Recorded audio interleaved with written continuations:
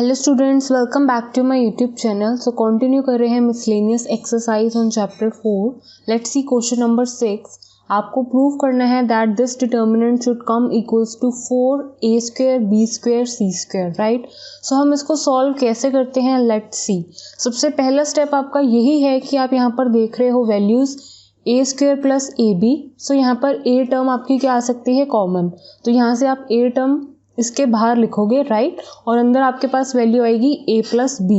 And same way यहाँ पर b common आएगा और यहाँ से c वैल्यू कॉमन आएगी। सो किस तरह से आपका डिटर्मिनेंट आता है after simplifying this basic step, simple step. So आपका कुछ डिटर्मिनेंट इस तरह से आपको दिखेगा। सो आप यहाँ पे ध्यान से देखो, कॉलम 1 पे a की वैल्यू आ रही है, ऐसे ही कॉलम 2 में b की वैल्यू आपको कॉमन दिखेगी एंड कॉलम 3 में c की वैल्यू आपको कॉमन दिखेगी। तो कॉलम 1 से मैं a बाहर ले रही हूँ, कॉलम 2 से मैं b बाहर ले रही हूँ एंड कॉलम 3 से मैं c बाहर रख रही हूँ, right, with the help of using property 4, जिसमें कि हम वैल्यूज़ को कॉमनली लिख सकते हैं बाहर, राइट। सो आपका डिटर्मिनेंट अब किस तरह से दिखेगा, a b c की वैल्यू बाहर आ चुकी है, अंदर आपके पास बचेगी वैल्यू a प्लस b। सो आपका डिटर्मिनेंट अब कुछ इस तरह से दिख रहा है, राइट। अब यहाँ पे ध्यान से देखो नेक्स्ट स्टेप, यहाँ पर क्या है, a प्लस b, मतलब यहाँ पे a की टर्म भी है और b की टर्म भी है। ऐसे ही रो 1 में आपको a एलिमेंट दिख रहा है एंड रो 3 में आपको b एलिमेंट दिख रहा है। सो इस वैल्यू को 0 बना सकती हूँ मैं, राइट। इन टू वैल्यूज को अगर मैं माइनस कर देती हूँ रो 2 में से, तो मेरे पास यहाँ पे रो 2 पे क्या मिल जाता है, मुझे 0। सो यहाँ पर मैं ऑपरेशन जो लगाने जा रही हूँ, दैट इज मेरी जो रो 2 है वो चेंज हो रही है रो 2 माइनस रो 1 प्लस रो 3। इन दोनों को पहले ऐड हो रही है वैल्यूज, फिर ऐड होने के बाद यही वैल्यू क्या हो रही है, सब्ट्रैक्ट फ्रॉम रो 2। सो उसके बाद मेरे पास जो डिटर्मिनेंट की वैल्यू आएगी, सो यहाँ पे आपके डिटर्मिनेंट की वैल्यू कुछ इस तरह से दिखेगी, राइट। सो यहाँ पर अब आप देख रहे हो रो 2 में आपकी जो 2c वैल्यू है वो यहाँ पर भी है और यहाँ पर भी है, और यहाँ पे वैल्यू क्या है, 0।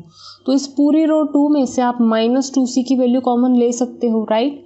सो यहाँ पर a b c आपका ऑलरेडी बाहर है और साथ में आपके क्या आ गई है वैल्यू, -2 ऑफ c।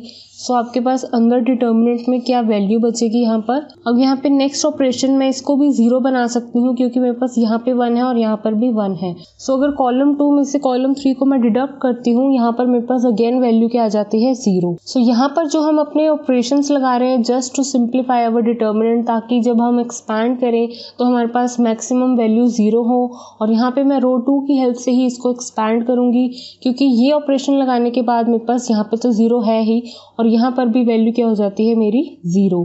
सो यहाँ पर वैल्यू क्या आएगी मेरे पास, कॉलम 1 मेरा एज इट इज ही रहेगा, कॉलम 2 में मेरे पास क्या वैल्यू आएगी, उसमें भी ये 2 एलिमेंट्स क्या है, 0। तो आपके पास सिर्फ 1 एलिमेंट की हेल्प से आपका जो है ओपन होगा रो 2 से, राइट। सो आपके पास क्या वैल्यू आएगी, जो आपके पास वैल्यू बाहर है वो तो एज इट इज लिख दोगे आप। इतना ध्यान रहे कि रो 2 के साइन ही आपको लगाने हैं।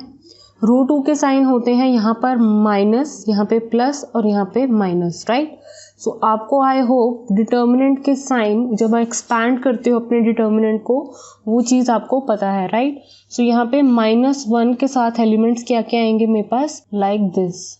सो यहाँ पर ये सारी टर्म्स क्या हैं, मल्टीप्लाई हो रही हैं, राइट। सो माइनस माइनस क्या हो जाएगा, पॉजिटिव, राइट। सो 2 आपका बाहर इस तरह से लिख लो और यहाँ पे c की वैल्यू क्या है, 2 टाइम्स, तो यहाँ पे हो गया c²। अंदर से वैल्यू क्या आएगी, ट्वाइस ऑफ ab। अगेन ये मल्टीप्लाई में है, 2 2 4 होगी वैल्यू। यहाँ पे a है और यहाँ पे b है और यहाँ पे भी ab है, तो a का स्क्वायर, b का स्क्वायर एंड c का स्क्वायर। सो यही आपको प्रूफ करना था, equals to right hand side आपके वैल्यू आ चुकी है, hence proved। Now let's see question number 7। So question number 7 में आपसे क्लियर पूछा जा रहा है कि आपको फाइंड करनी है ये वैल्यू। सो इस क्वेश्चन को करने से पहले सबसे पहले अगर आपको एक चीज़ पता है, अगर आप एक प्रॉपर्टी जानते हैं, तो ये क्वेश्चन आपको करना बहुत ही सिंपल और इजी लगेगा। लेकिन अगर वही प्रॉपर्टी आपको नहीं पता है तो आप कंफ्यूज हो जाओगे एक बार कि यहाँ पर A इन्वर्स की वैल्यू दे रखी है, B मैट्रिक्स तो दिया हुआ है लेकिन मेरे पास A मैट्रिक्स नहीं दिया हुआ है। तो यहाँ पर मैं A इंटू B प्रोडक्ट करने के बाद भी उसका ए इनवर्स कैसे निकालूंगा, राइट। इस तरह से आप सोच सकते हैं। क्यों? क्योंकि अगर आपको प्रॉपर्टी नहीं पता है, राइट, क्योंकि ए बी का प्रोडक्ट करोगे पहले तभी उसका क्या निकलेगा, इनवर्स, राइट। लेकिन यही अगर आपको प्रॉपर्टी पता है तो आपको ए मैट्रिक्स की कोई ज़रूरत नहीं है। और ये प्रॉपर्टी देखना बहुत ही इम्पॉर्टेंट है अगर आपने नहीं पढ़ी है। तो प्रॉपर्टी क्या कहती है कि अगर आप ए बी का प्रोडक्ट करने के बाद उनका इन्वर्स निकालते हो तो यही वैल्यू किसके इक्वल आती है, B inverse dot A inverse, मतलब B inverse product with A inverse. तो मतलब ये वैल्यू किसके इक्वल है, इसके इक्वल। अल्टीमेटली उन्होंने पूछा क्या है, फाइंड करो ये वैल्यू को, लेकिन आपको पता है कि ये वैल्यू किसके इक्वल है, ये इसके इक्वल है, राइट। सो मतलब अल्टीमेटली अगर आपको ये फाइंड आउट करना नहीं आ रहा है, क्यों? क्योंकि यहाँ पे ए मैट्रिक्स मिसिंग है, डायरेक्ट ए इनवर्स गिवन हुआ है, तो आप यहाँ पर इस प्रॉपर्टी की हेल्प से ये वैल्यू अगर फाइंड करते हैं, क्योंकि ये वैल्यू का मतलब भी क्या है, अल्टीमेटली यही है। सो यहाँ तो आप ये फाइंड आउट कर लो, यहाँ तो आप ये फाइंड आउट कर लो, इट डिपेंड्स ऑन यू। लेकिन based on this question A inverse given है, तो डेफिनेटली आपको अगर प्रॉपर्टी नहीं पता है तो आप ये क्वेश्चन नहीं कर पाएंगे सॉल्व इजीली, राइट। सो यहाँ पर इसका जो सोल्यूशन है वो क्या कहता है, आपको अल्टीमेटली फाइंड क्या करना है, बी का इनवर्स प्रोडक्ट विद ए का इनवर्स। सो जिसमें कि ए इनवर्स आपको ऑलरेडी गिवन है, फाइंड क्या करना है आपको, only B inverse. B inverse आते ही निकलते ही आपको प्रोडक्ट करना है किसके साथ, ए इनवर्स का, and you finally got your answer. So I hope आपको ये प्रॉपर्टी क्लियर हो गई हो। अगर आपको ये नहीं पता है प्रॉपर्टी, आप वॉच कर सकते हैं example 25 of this chapter, right. Example 25 में भी उन्होंने यही प्रॉपर्टी को एग्जाम्पल की हेल्प से समझाया हुआ है। तो आप वहाँ पे देख सकते हो कि आपकी जो वैल्यूज़ हैं इक्वल आएंगी, चाहे आप ये निकालो चाहे आप ये निकालो, दोनों वैल्यूज़ आपकी क्या आएंगी, इक्वल, राइट। सो यहाँ पर आप क्या करेंगे, B inverse product with A inverse find out करने वाले हैं, राइट। सो मेरे पास ए इनवर्स तो है already, let's find B inverse. और बी इनवर्स कैसे निकलेगा, determinant of B adjoint B. So ultimately मुझे एडजॉइंट बी निकालना है और डिटर्मिनेंट बी की वैल्यू निकालनी है। सो जब आप डिटर्मिनेंट बी निकालेंगे उसकी वैल्यू आएगी -3, that is not equals to 0, that means B inverse exist आपका कर रहा है। सो यहाँ पे एडजॉइंट बी की वैल्यू आप तभी निकाल सकते हैं जब आपको माइनर्स एंड को फैक्टर्स की वैल्यू पता होगी। So minors and cofactors आप खुद से सॉल्व करिए। यहाँ पे मैं डायरेक्टली एडजॉइंट बी की वैल्यू लिख रही हूँ, that is after transposing, right. So ये वैल्यू आई है आपके एडजॉइंट बी की जब आप माइनर्स एंड को फैक्टर्स फाइंड आउट करेंगे, राइट। सो अब यहाँ पे बी इनवर्स के फॉर्मूले में अपनी वैल्यूज पुट कर दो ताकि आपका बी इनवर्स की जो वैल्यू है वो आ सके, राइट। सो यहाँ पे बी इनवर्स की वैल्यू 1/-3 एज इट इज, और यहाँ पे एडजॉइंट बी आपको जस्ट पुट करना है। अब साथ में आपको फाइंड क्या करना था, B inverse product with A inverse. So B inverse तो यही है वैल्यू पूरी, साथ में अब क्या कर दोगे, मल्टीप्लाई ए इनवर्स, तो आपका फाइनल आंसर आ जाएगा।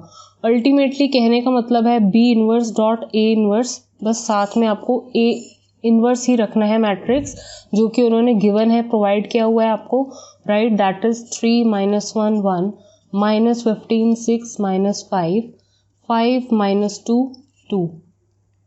सो अब ध्यान रहे आप इन दोनों मैट्रिसेस का प्रोडक्ट करते ही आपको फाइनल आंसर मिल जाएगा और आप ये वैल्यू एज इट इज़ यहीं पर रहने देंगे। क्यों? क्योंकि आपके एनसीईआरटी की बुक में क्या है कि आपको ये वैल्यू पीछे दिखेगी ही नहीं, सिर्फ इन दोनों का प्रोडक्ट करने के बाद जो वैल्यू आएगी क्लियरली उन्होंने उठा के वही लिखा हुआ है। हो सकता है वहाँ पर आपके एनसीईआरटी बुक में मिस प्रिंट हो चुकी है ये value, right. So don't get confuse कि आपका आंसर नहीं आ रहा है सही, जो कि बिल्कुल सही है, बस आपको इन दोनों का प्रोडक्ट करते ही फाइनल आंसर मिल जाएगा, that is. So this is your final answer. यही आपको पूछा गया था, फाइंड करके दिखाओ B inverse dot A inverse.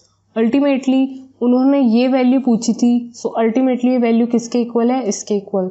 सो इधर वो ये पूछ सकते थे डायरेक्ट, लेकिन उन्होंने अल्टीमेटली घुमा फिरा के आपसे क्वेश्चन पूछा है ताकि आप कंफ्यूज हो जाओ, राइट। सो इसलिए जिन स्टूडेंट्स ने प्रॉपर्टीज अच्छे से पढ़ी हुई है वो इस क्वेश्चन को अच्छे से कर पाएंगे। कंटिन्यू करेंगे इसी एक्सरसाइज के साथ नेक्स्ट वीडियो में। Thank you student for watching this video. Please like, share and subscribe to my channel.